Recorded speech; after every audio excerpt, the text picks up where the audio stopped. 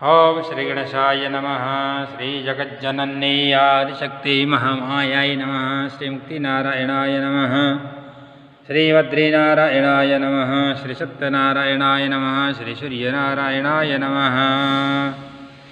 भगवते श्री सांब सदाशिव महामृत्युंजयाय नमः। श्वतोषाय नमः। श्री भारतेश्वराय नमः। प्रातःकालिक नमस्कारांजलिं समर्पयामि। भक्तिं भावयामि। प्रणमामि मुहुर्मुहुः। विक्रम संवत 2077 साल ज्येष्ठ महीना 19 गते तदनुसार 1 जून सन 2020 आज गंगा दशहरा पर्व। इस गंगा दशहरा पर्व के पावन अवसर पर आप सभी भक्तों को, सभी सुहृद जनों को, सभी मान्य जनों को, सभी स्नेही जनों को हार्दिक हार्दिक हार्दिक अनंत कोटि मंगलमय शुभकामनाएं प्रदान करता हूँ।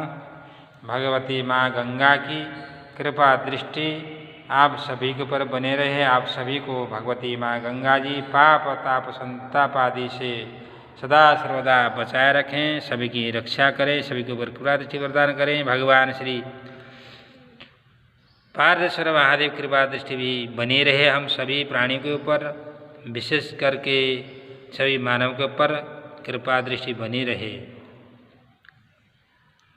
तो आज का प्रातःकालीन पूजन आदि कार्य संपन्न हुआ है। भगवान श्री पंचायतन देवी देवताओं की कृपा प्राप्ति हेतु किया गया यह पूजन भगवान शंकर जी को ही सादर समर्पित है, क्योंकि हमारा कर्म होता है कर्म करना। हमारा उद्देश्य है कर्म करना। कर्मण्येव अधिकारास्ते मा फलेषु कदाचन। कर्म करना हमारा अधिकार है, परंतु फल की आशा नहीं रखना चाहिए। फल प्रदान करना तो भगवान का कार्य है। यदि हमने कर्म किए हैं, उन कर्मों के फल की आशा यदि हम रखें तो वह पूजन नहीं मानी जाती, वो तो जो है रिश्वतखोरी माना जाता है। अतः भगवान की सेवा, पूजा अर्चना जो भी करनी हो कीजिए, परंतु फल की आशा मत रखना। भगवान से यही प्रार्थना करना कि भगवान हमने जो किए हैं आपको सादर समर्पित है, इसमें आप कुछ भी हमें फल प्रदान करें या न करें, आपकी मर्जी। हमारा कर्तव्य था आपकी सेवा करना, हमने सेवा कर दी है। फल प्रदान न करना या करना आपकी मर्जी। इस प्रकार की भावना रखते हुए निस्वार्थ भाव से, निष्काम भाव से पूजा करेंगे तो भगवान अवश्य में फल प्रदान करते हैं। आपके मन में हो कि आपने भगवान की पूजन की, भगवान की आराधना की कि मुझे 1000 रुपया का लाभ हो जाए, पर भगवान से यदि नहीं मांगोगे 1000 तो क्या पता भगवान लाख भी प्रदान कर सकते हैं। मांगने से आपका भाग्य वहीं पे अवरुद्ध हो जाता है। इसलिए भगवान से नहीं मांगोगे तो आपके मन में जो उसकी अपेक्षा ज़्यादा ही भगवान प्रदान करते सभी को देखते हैं। अतः सदैव भगवान के प्रति जो भी श्रद्धा भाव सादर समर्पित करते हुए पूजा अर्चना आदि करते हैं तो करना हमारा केवल अधिकार है। कर्म करते रहना चाहिए, कर्म से पीछे नहीं हटना चाहिए। अब फल की आशा नहीं करना चाहिए, फल की आशा तो भगवान के ऊपर छोड़ देना चाहिए। इसी भावनाओं के साथ पूजन अर्चना आदि दैनिक नित्य निमित्त का कर्म के अनुसार करते हुए आप सभी भक्तों को दर्शन प्रदान करें भगवान जी के दिव्य श्रृंगारों का, दिव्य पूजन आदियों का, ताकि क्योंकि परोपकार पुण्याय पापाय परपीडनम, परोपकार ही सबसे बड़ा धर्म है। 18 पुराणों में भगवान वेदव्यास जी ने यही कहा है। 18 पुराण में परोपकार पुण्याय पापाय परपीडनम। 18 पुराणेषु व्यासस्य वचनद्वयम् परोपकार पुण्याय पापाय परपीडनम।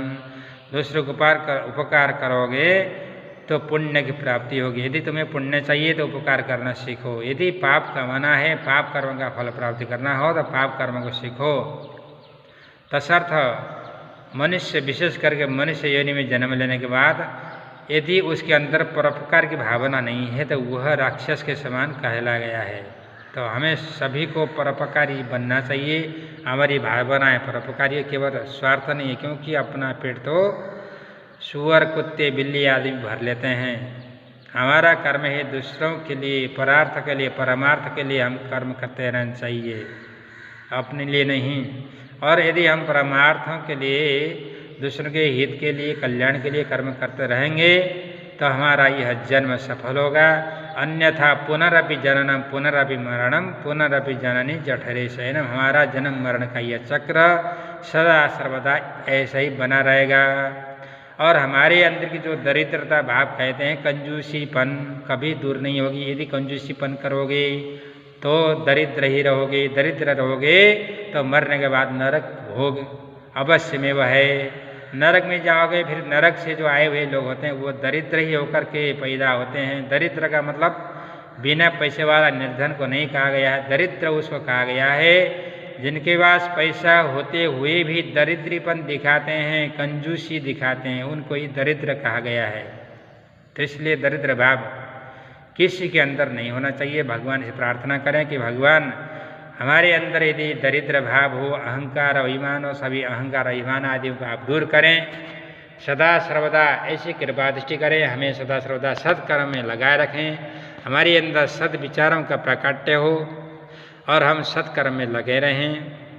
इस प्रकार कामना हम भी कर रहे हैं और आप सभी लोग करते रहें तो भगवान अवश्य में पूर्णतया कृपा दृष्टि प्रदान करते रहेंगे। इसी आशय के साथ अस्तु मंगलम। ओम नमः सर्वेतार्थाय जगदाधार हेतवे साष्टांगोऽयं प्रणमस्ते प्रयत्नेन मया कृतम्। श्री शिव मंदिर भगवती कॉलोनी बेहट रोड सहारनपुर पर स्थित भगवती माँ का दिव्य स्वरूप, भगवान श्री राधा कृष्ण की दरबार दिव्य झांकी, भगवान राम दरबार, सियाराम, लक्ष्मण, दास हनुमान सहित संकट मोचक भगवान श्री हनुमान जी महाराज। और इस देवालय में जिनके नाम से यह मंदिर है, श्री शिव मंदिर भगवान शंकर जी नर्मदेश्वर महादेव विराजमान हैं श्री भगवती कॉलोनी बेहट रोड सहारनपुर में। इनके भी प्रत्यक्ष दर्शन करते हुए आप पुण्य के भागी बने, पुण्यार्जन करें। अस्तु मंगलम। ओम शांति, ओम शांति, ओम शांति।